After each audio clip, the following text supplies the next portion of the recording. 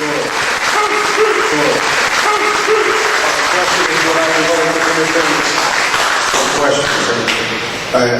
was speaking to a church group, and this may or may not be humorous, but I thought it was humorous at the time.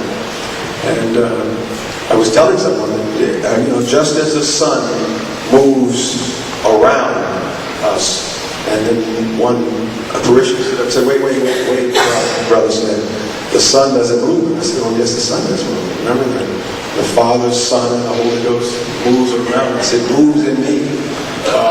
And I'm going to take questions in a second, but I was raised by a young lady. Her name was Lily Rose. She's dead now. She was my grandmother. And she instilled in me a lot of the things that you see and you hear in me now. I remember she would say, little Chucky, I was small, we would go to church, we were too poor to afford lotion, so she put butter on our face. Imagine me with butter on my face, little short pants on my legs and knees, going to church. And we go to church every Sunday. Jesus loves me, this I know, for the Bible tells me so. I remember that lady, my grandmother, in me. She instilled, and coming out of church, as we would leave the church, almost every Sunday, the pastor would say, some of the little children come unto me. And we would all walk down the aisles in front of the people. And I could see some of the ladies, perhaps some of the men going, Chucky smells like butter. All right, okay. Yes, I will entertain questions. What questions do you have? Yes, sir. Are you currently a legal resident of the 3rd District? No, I am not currently a legal resident of the 3rd District. A lot of you may not know this. Very legitimate question. For every office, but federal office, you have to reside where you're running. In federal office, you do not have to reside where you're running. That wasn't a law that I created. It wasn't something that I designed. That is the law of this country. Anyone running for federal office can run in another area. Now, does it help for me to live in the district? Yes. I lived in the 3rd District for 10 years. Of the 30 years that I've lived in Virginia, I'm originally from Greensboro, North Carolina. And I lived in the 3rd District just before, 20 years ago, moving to Virginia. It is my intent to return to my home. I'm hoping I can get the same place we were in before. But we're working with a realtor right now to relocate back to the 3rd District. It is not required, and it is not something I have to do, but it's something that I want to do because I believe in what I'm doing so strongly. I do not want that to be a stumbling block. Yes, another question. Yes, ma'am. Way in the back. Can you tell us a little bit about your background? Yes. I'm 52 years old.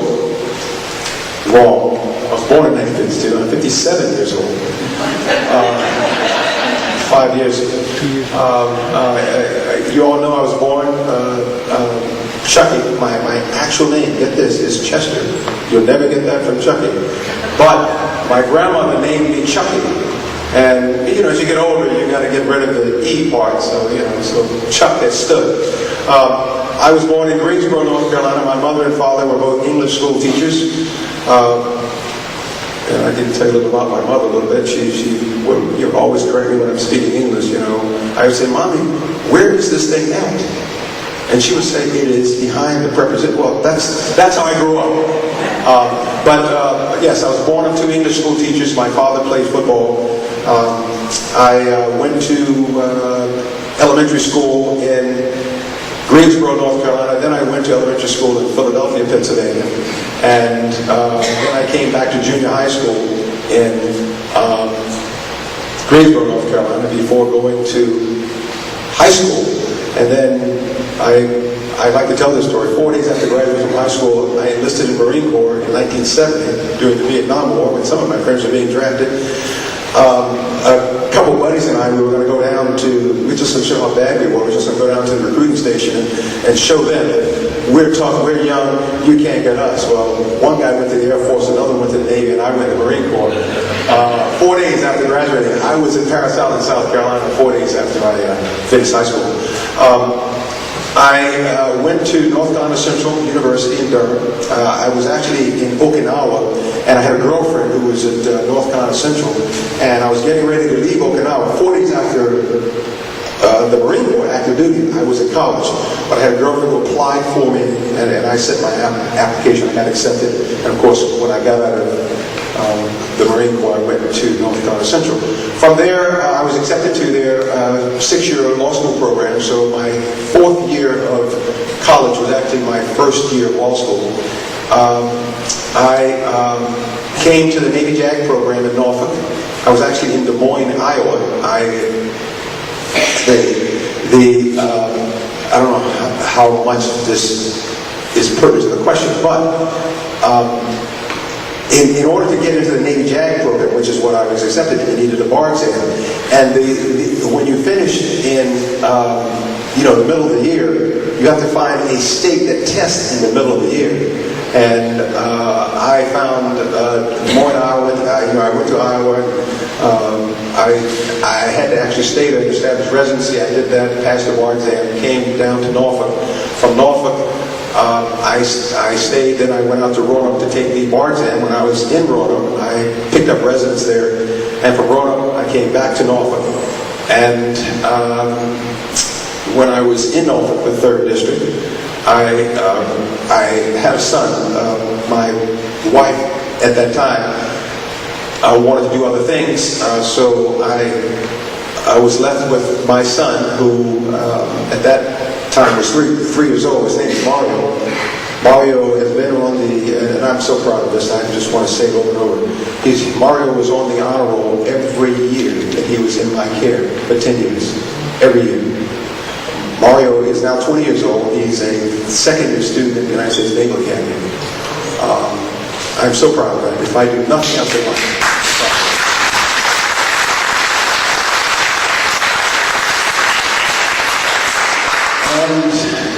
And let's see, I have 5 children. I did say I have 5. I've got a 4-year-old. That people confuse as my grandson. So when I go into farm force, they say, "Hey, your grandson is here." I say, "No, this is my son." But that's who I am now. So I was fortunate enough to be elected chairman of the largest city committee or the largest Republican party in Virginia Beach. And I was elected, or I was appointed by John Hager to chair the welcoming committee for the state, and then subsequently appointed by Jeff Frederick to chair that same committee. I hope that's enough background on size 11.5 foot size. How bad is the demographics in this particular district? Well, I'm not sure I like the word bad. In the 2nd District, we had 26% African American. In the 3rd District, we had 56% African American, 2.4% Hispanic. I think that those are good numbers. I think those are good numbers because as a party, we should stop just appealing to Caucasians. We should stop just appealing to Hispanics. We should stop just appealing to Asians. We should stop just appealing to certain people. The day that we can't appeal to the cross-section of Americans, I think the day we should stop being a party. Totally agree. However, this district is engineered along racial lines. And where is Bobby Scott vulnerable with that voter base? The gentleman is correct. The district, was engineered. Bobby Scott's been in office for some 18 years. It was engineered by my good friend Leo Woodruff as a concession for Bobby Scott. A lot of things we do. I don't know if you all have followed this, but continuing, I know this is off the question a little bit, but continuing along the non-proliferation treaty and support for disarming, our president has disclosed that we have 5,113 nuclear weapons, and that this is a good thing. And let me say off the bat that I'm not one of those Republicans who bashes Obama because he's African American. I'm not one of those Republicans who bashes Obama simply because he's a Democrat. I believe Obama fundamentally is wrong on certain things, and I think that's where our party needs to align itself on the things that we fundamentally believe is wrong. But getting back to the question. Or getting back to my statement, I don't agree that a lot of the things that we do are right for America. We were in the bed bed with, and I don't mean that in a vulgar sense, but we were in the bed with the Shah of Iran. We were in the bed with a lot of political leaders who have subsequently come into power, and then we have been put in those awkward situations. There are a lot of things Republicans did, like design this 3rd district as a concession for Mr. Bobby Scott, who at that time was a singularly powerful individual within the Democratic Party. At least that's what we were trying to do. This is something that we did as a party. Our party, who was in control at that time, did that.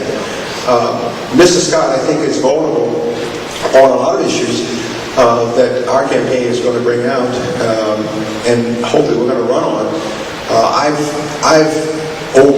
Every Sunday, I've made it a point in walking areas of the 3rd District. I was walking the east end of Newport News not too long ago. I don't know if many of you have been to the east end. You would think when you were there that God forgot that place. And I don't mean this as an insult to those people. They're fine Americans, they're fine citizens, those who choose to have residence there. But how do we represent the North End and not represent other Americans? How do we represent people if we're not representing people? And so I think Bobby Scott, if you agree with him, and all of his goodness, has gone as far as Bobby Scott can go, or as far as Bobby Scott has evidence that he is willing to go. And I think therein lies one of his weaknesses. You simply have to ask people, are you better off with Bobby Scott as you now have him? Or is it time to make a change? And I think that it is time to make a change. And I think that perhaps is one of our strengths. We have... Stop me when you think I've gone too far, and just raise your hand and you have another question. But our campaign is not going to run against Bobby Scott in a way that it would be detrimental, number one, to our party, but certainly detrimental to our purpose. There are certain things I think that Mr. Scott has done, which is clearly wrong. I think there are certain things that he has supported, which I think are wrong.